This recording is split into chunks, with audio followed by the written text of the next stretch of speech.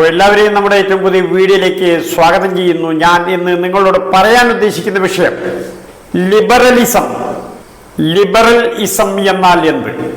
ഇതുമായി ബന്ധപ്പെട്ട വിഷയമാണ് ഞാൻ പറയാൻ ഉദ്ദേശിക്കുന്നത്. ഏതായാലും സമൂഹത്തിലെ ബഹുഭൂരിപക്ഷം വരുന്ന ജനങ്ങൾക്കും ലിബറലിസം എന്നാൽ എന്താണെന്ന് യാതൊരുവിധ വ്യക്തതയുമില്ല. ആ വ്യക്തത ഇല്ലാത്തതിൻ്റെ പേരിൽ തന്നെ ഒരുപാട് കെടുതികൾ ഇതുമായി ബന്ധപ്പെട്ട പല രക്ഷകർത്താക്കളും അനുഭവിക്കുന്നുണ്ട്.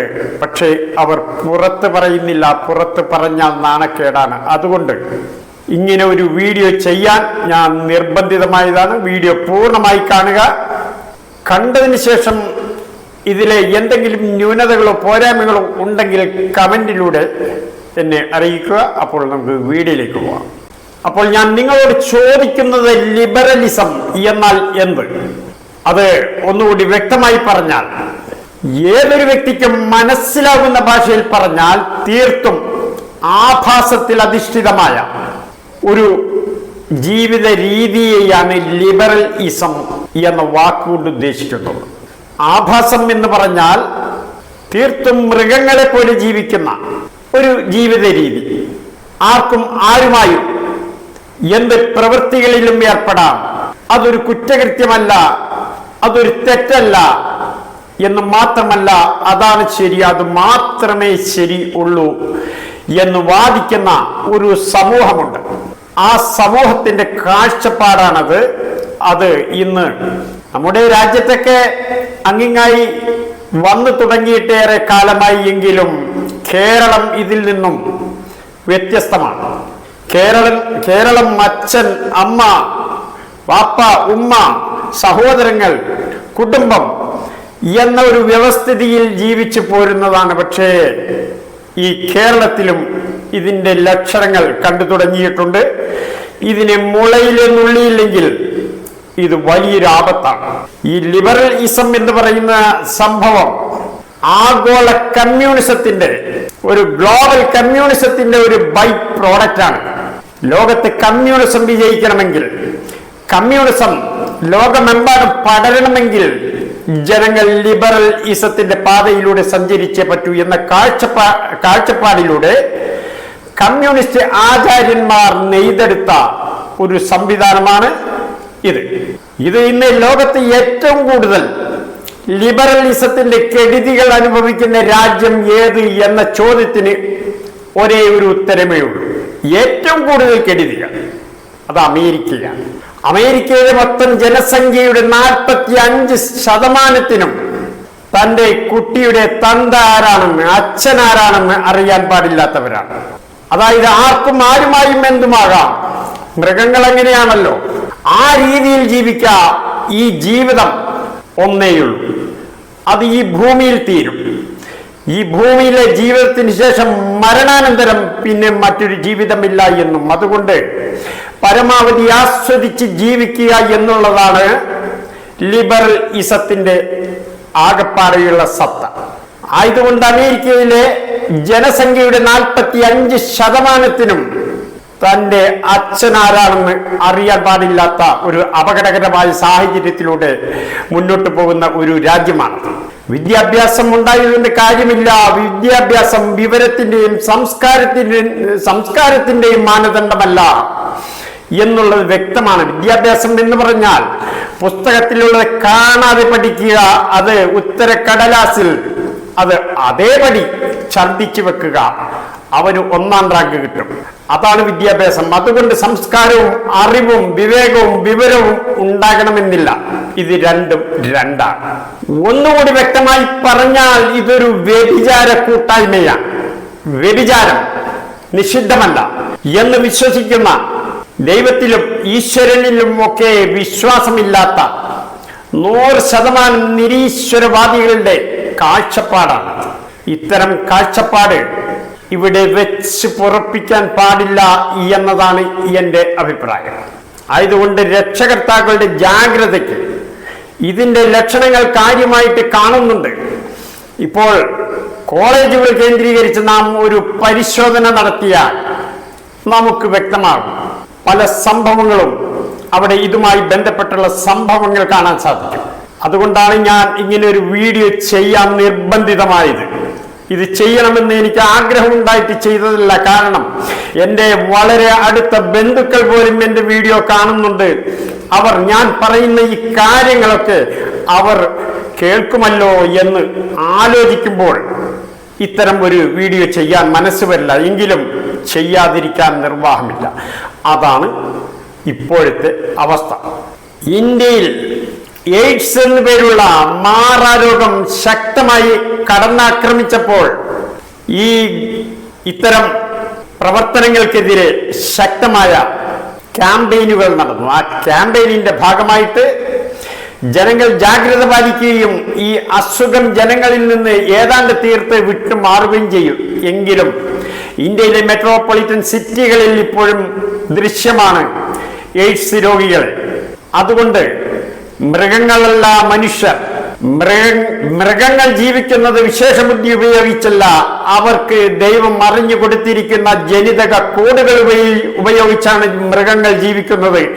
അതുപോലെയല്ല മനുഷ്യൻ ജീവിക്കേണ്ടത്. മനുഷ്യൻ വിവേകത്തോടും വിനയത്തോടും ഒക്കെ സംഭവങ്ങളെ വിശദമായി പഠിച്ച് അതിനനുസരിച്ച് ജീവിതക്രമം ചിട്ടപ്പെടുത്തുന്ന ഒരു ജീവിയാണ് മനുഷ്യൻ. അതിനാണ് മനുഷ്യന് തലച്ചോറ് കൊടുത്തിരിക്കുന്നത്. തലച്ചോറ് ഉപയോഗിച്ചാണ് മനുഷ്യൻ ജീവിക്കുന്നത്. ജനിതക കോഡുകൾ ഉപയോഗിച്ച് ജീവിക്കുന്ന മൃഗങ്ങളെ പോലെ ജീവിക്കാനുള്ളതല്ല മനുഷ്യന്റെ ജീവിതം. മനുഷ്യന് ഭൂമിയിലെ ജീവിതം കഴിഞ്ഞാൽ പിന്നെ ജീവിതം ഇല്ല എന്നാണ് കമ്മ്യൂണിസ്റ്റ് പ്രത്യയശാസ്ത്രത്തിന്റെ വെളിപ്പെടുത്തൽ. അവരുടെ വിശ്വാസം അതാണ്. എന്നാൽ ഇത് ശരിയല്ല. ഭൂമിയിലെ ജീവിതം നാം ഒരു യാത്രാമധ്യേ അല്പം റെസ്റ്റ് എടുക്കാൻ ഒരു മരച്ചുവട്ടിൽ 5 മിനിറ്റ് റെസ്റ്റ് അല്ലെങ്കിൽ 10 മിനിറ്റ് റെസ്റ്റ് എടുക്കാൻ നിൽക്കുന്ന ആ സമയം മാത്രമാണ് ഭൂമിയിലെ ജീവിതം. ഇവിടെ നല്ല രീതിയിൽ ജീവിക്കുന്നവർക്ക് മരണാനന്തരം സ്വർഗവും നരകവും ഒക്കെയുണ്ട്.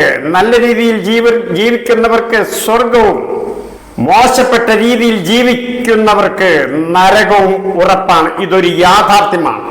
എന്തും ഞാൻ കണ്ടേ വിശ്വസിക്കൂ, കൊണ്ടേ വിശ്വസിക്കൂ എന്ന് പറയുന്ന ഒരു പ്രത്യയശാസ്ത്രമുണ്ട്. ആ പ്രത്യയശാസ്ത്രത്തെയാണ് കമ്മ്യൂണിസം എന്ന് പറയുന്നത്. കമ്മ്യൂണിസ്റ്റുകാർക്ക് ഈ ഭൂമിയിലെ ജീവിതം മാത്രമേ ഉള്ളൂ, മരണാനന്തരം ഒരു ജീവിതം ഉണ്ട് എന്ന് അവർ വിശ്വസിക്കുന്നില്ല. ആയതുകൊണ്ട് മൃഗങ്ങളെ പോലെ ജീവിക്കാൻ തയ്യാറാകാതെ മനുഷ്യനെ പോലെ ജീവിക്കുക. നല്ല രീതിയിൽ ജീവിച്ചാൽ സ്വർഗം ഉറപ്പാണ്. അപ്പോൾ അവിടെ ഒരു ചോദ്യം ഉയർന്നേക്കാം, എന്താണ് ഉറപ്പ്? മരണാനന്തരം സ്വർഗം കിട്ടും, എന്താണ് ഉറപ്പ്? അത് ഒന്ന് തെളിയിക്കാമോ എന്ന് ഒരു ചോദ്യം ഉയർന്നേക്കാം. ഇത്തരം ചോദ്യങ്ങൾ ഉയർത്തുന്നവരോട് ഞാൻ തിരിച്ചൊരു ചോദ്യം ചോദിക്കട്ടെ. അതിന് നിങ്ങൾ മറുപടി പറയുക. നാം നമ്മുടെ ജീവൻ നിലനിർത്തുന്നത് വായു ശ്വസിച്ചിട്ടാണ്. ഈ വായുവിൽ ഓക്സിജന്റെ കണ്ടന്റ് ഉണ്ട്. ഓക്സിജന്റെ കണ്ടന്റ് ഉള്ളത് കൊണ്ട് ആ ഓക്സിജനാണ് നമ്മുടെ ജീവനെ നിലനിർത്തുന്നത്. ഓക്സിജൻ അടങ്ങിയിട്ടില്ലാത്ത വായു ശ്വസിച്ചാൽ വലിയ താമസമില്ലാതെ തന്നെ ആ വ്യക്തി മരണപ്പെടും. നമ്മുടെ ശരീരത്തിലെ ആന്തരിക അവയവങ്ങൾ പ്രവർത്തിക്കണമെങ്കിൽ ഓക്സിജൻ ശരീരത്തിനകത്തേക്ക് കയറി ചെന്നേ പറ്റൂ. നിങ്ങൾ ഓക്സിജനെ കണ്ടിട്ടുണ്ടോ? എന്റെ ചോദ്യം അതാണ്. അതുപോലെ തന്നെ നിങ്ങൾ വൈദ്യുതി കണ്ടിട്ടുണ്ടോ? വൈദ്യുതി മനുഷ്യ സൃഷ്ടിയാണ്, എന്നിട്ട് പോലും വൈദ്യുതിയെ കാണാൻ സാധിക്കില്ല. അപ്പോൾ ഒരു വ്യക്തി എന്നോട് പറഞ്ഞത്, മോട്ടോർ സൈക്കിളിന്റെ സ്പാർക്ക് പ്ലഗ് അത് അഴിച്ചു മാറ്റിയിട്ട് ആ പ്ലഗിലേക്ക് പതുക്കെ അടുപ്പിക്കുമ്പോൾ ഒരു നീല കളറിലുള്ള സ്പാർക്കിംഗ് വരുന്നുണ്ട്, അതാണ് വൈദ്യുതി എന്ന് എന്നോട് പറഞ്ഞു. അത് വൈദ്യുതിയല്ല. വൈദ്യുതി ഒരു മെറ്റീരിയലിൽ നിന്നും മറ്റൊരു മെറ്റീരിയലിലേക്ക് വൈദ്യുതി പ്രവഹിക്കുമ്പോൾ ഉണ്ടാകുന്ന ഫയറിംഗ് ആണ്. ആ നീല കളറിൽ കാണുന്നത് വൈദ്യുതിയല്ല. അതുപോലെ അനേകം സംഭവങ്ങൾ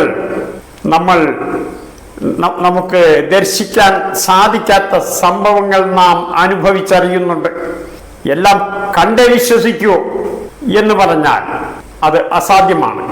എല്ലാം കണ്ടു വിശ്വസിക്കാവുന്ന സംഭവമല്ല. അങ്ങനെ ലോകത്ത് പലതുമുണ്ട്. ഒരു കാലത്ത് ജനങ്ങൾ വിശ്വസിച്ചിരുന്നത് ഭൂമി പരന്നതാണ് എന്നാണ്. പിന്നീട് പരന്നതല്ല, ഭൂമി ഉരുണ്ടതാണ്, എന്നാൽ 100% ഉരുണ്ടതുമല്ല.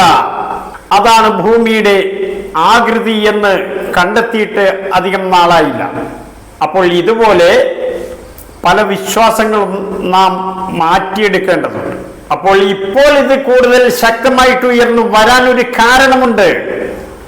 ആഗോളതലത്തിൽ തന്നെ കമ്മ്യൂണിസം തകർന്നടിഞ്ഞുകൊണ്ടിരിക്കുന്നു, മരിച്ചുകൊണ്ടിരിക്കുന്നു. ഇനി ഒരിക്കലും പുനർജനിക്കില്ല എന്ന ഒരു രീതിയിലേക്ക് കമ്മ്യൂണിസം അഡപടലം തകർന്നുകൊണ്ടിരിക്കുകയാണ്. ഈ സാഹചര്യത്തിൽ ലിബറലിസം എന്ന ഒരു ആശയം മുന്നോട്ട് ഇട്ടുകൊടുത്താൽ യുവാക്കളും യുവതികളുമെല്ലാം അതേ കയറി പിടിച്ച് കയറിക്കോളും. ലിബറൽ ചിന്താഗതി വളർത്തിയെടുക്കുക, അതിലൂടെ കമ്മ്യൂണിസത്തെ വളർത്തുക. അപ്പോൾ ഇവിടെ തകരാൻ പോകുന്നത് മനുഷ്യന്റെ ആ നിലനിൽപ്പ് തന്നെയാണ്. ആഗോളതലത്തിൽ തന്നെ ലിബറലിസം വളർന്നാൽ ഭൂമിയിൽ നിന്ന് മനുഷ്യൻ അപ്രത്യക്ഷമാകാൻ അധികം താമസമില്ല. ആയതുകൊണ്ട് സൂക്ഷിക്കുക, കരുതലോട്. മറ്റ് അനാവശ്യ പ്രവൃത്തികളിലേക്ക് പോയാൽ നിങ്ങളുടെ ജീവിതം വെച്ചുകൊണ്ടാണ് പന്താടുന്നത്. മരണാനന്തരം ഒരു ജീവിതമുണ്ട് എന്ന് ഉറപ്പാണ്. അവിടെ നല്ല ജീവിതം കിട്ടണമെങ്കിൽ ലിബറലിസത്തെ തുടച്ചു നീക്കുക, തൂത്തെറിയുക. കമ്മ്യൂണിസം ഒഴികെ മറ്റുള്ള എല്ലാ മതവിഭാഗങ്ങളും മരണാനന്തരം ഒരു ജീവിതമുണ്ട് എന്ന് വിശ്വസിക്കുന്നവരാണ്. അതുകൊണ്ടാണ് ഹൈന്ദവ സമൂഹത്തിൽപ്പെട്ട ആരെങ്കിലും മരണപ്പെട്ടാൽ മരണാനന്തര ശേഷക്രിയ നടത്തുന്നത് അവർക്ക് സ്വർഗം കിട്ടാൻ വേണ്ടിയിട്ടാണ്. ഇത് തന്നെ യഹൂദന്മാരും ക്രിസ്ത്യാനികളും ഒക്കെ ചെയ്യുന്ന ഒരു കാര്യമാണ്. അവർ സ്വർഗത്തിലും നരകത്തിലും ഒക്കെ വിശ്വസിക്കുന്നവരാണ്. മുസ്ലിങ്ങളും അതെ, ഹൈന്ദവരും അതെ, ക്രൈസ്തവരും യഹൂദരും ഒക്കെ അതെ. ഇതിൽ വിശ്വാസമില്ലാത്ത ഒരേ ഒരു കമ്മ്യൂണിറ്റി മാത്രമേ ഉള്ളൂ. അതാണ് ഗ്ലോബൽ കമ്മ്യൂണിസം. കരുതിയിരിക്കുക, ഗ്ലോബൽ കമ്മ്യൂണിസത്തെ കരുതിയിരിക്കുക, ഗ്ലോബൽ കമ്മ്യൂണിസത്തെ തുടച്ചു നീക്കുക. അതാണ് ഇതിനുള്ള ഏറ്റവും നല്ല ഉപാധി. അപ്പോൾ ഞാൻ കൂടുതലായിട്ടൊന്നും പറയുന്നില്ല, ഇത്രമാത്രം പറഞ്ഞുകൊണ്ട് ഞാൻ തൽക്കാലം വിരമിക്കുന്നു. എന്നെ ശ്രമിച്ച എല്ലാവർക്കും എൻ്റെ വലിയൊരു സലാം.